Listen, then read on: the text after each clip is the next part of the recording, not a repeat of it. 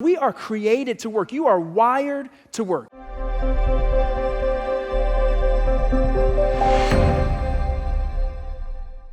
And what we see there is that as human beings, we see how we were supposed to work as God intended. When in Genesis 1:28, God blesses humanity with these words, "Be fruitful and multiply.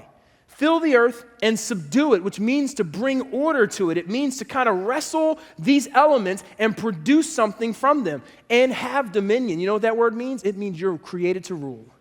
You and I were created to rule over the fish of the sea and over the birds of the heaven and over every living thing that moves on the earth. Work is godly. Work is good. You and I were created to work. So the question then is, how do we define success in the work that we do? Do you realize that God sees you as priceless and He has entrusted priceless, infinite, valuable things to you to produce a return? Your thinking, the way you process things, your creative thoughts, your passions, your opportunities, your relationships, the things that keep you up at night, the things that get you going in the morning, those are given to you by God. God entrusts valuable investments in each of you, and God wants a return on His investment. He wants a return on His investment. I'll tell you what, you and I have to see that if we want to trade anything of value to get ahead, we have to struggle. We have to work hard. Now, unfortunately, in our culture, it's not always those who work the hardest make the most money and get ahead. Some of the hardest workers in here right now, you have 3 jobs, and you are barely getting by, and no one's giving you vacation pay, and you are struggling, and it doesn't always mean that he who struggles and works hardest will get ahead. It doesn't mean that, but it does mean this. If you don't struggle, if you don't work hard, then you have no possibility of getting ahead. You know, a lot of my life set me up, in my early life, set me up to have a mindset around work or a mindset around life that says, I want to be loved, and the way that I can get love is by doing good things. If I'm a good kid, I get praise.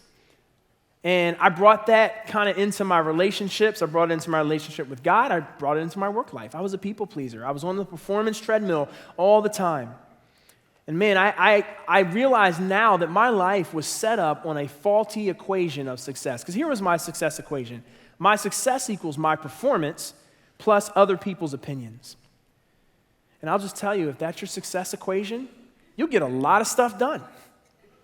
You'll be the president of your high school, your junior high school. You'll be in college, the president of organizations, and you'll get great grades, and you'll do a lot of good things, and you'll lead in a lot of ways. You'll get some results, but you'll also get some negative side effects. And for me, for sure, one of the biggest side effects was suffering with anxiety attacks. Because of this unsustainable equation of success in my life, I struggle with anxiety attacks. I've talked before about blacking out on 71, and it's only by the grace of God that I'm here. That was the beginning of a journey for me of uncovering the fact that I had what they call generalized anxiety disorder, and having to go through a process of realizing what is at the root of that for me. And I'm not saying that it was all based on this for me, but a big part of it was I had a faulty equation of success that was stressing me out, and it was literally going to kill me. And God saved me of that. He saved me. Let me tell you something. No matter what your job is, I know that there are parts of your job that maybe you love, and maybe there are parts of your job, and for some of us, all of our job may feel like I'm just hitting the same nail over and over and over again. And I tell you what, find a purpose bigger than the job and work heartily as unto the Lord. And the job you're in right now, you can work unto the Lord. Now, the truth is, everything that I've said so far, probably not a lot of new information. I mean, most of us, you probably knew that coming in the door. The question is, why don't we do this, though? Why don't we live this out if we know it?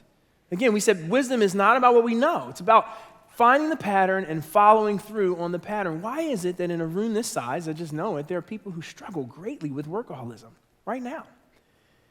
In a room this size, and there are people in here who struggle with laziness and motivation at the job you have. You're looking to cut corners, and that's just how you're going at your job. Why is that? Why is it that maybe we know we need to rest more, but we're not? But we're driving ourselves into the ground.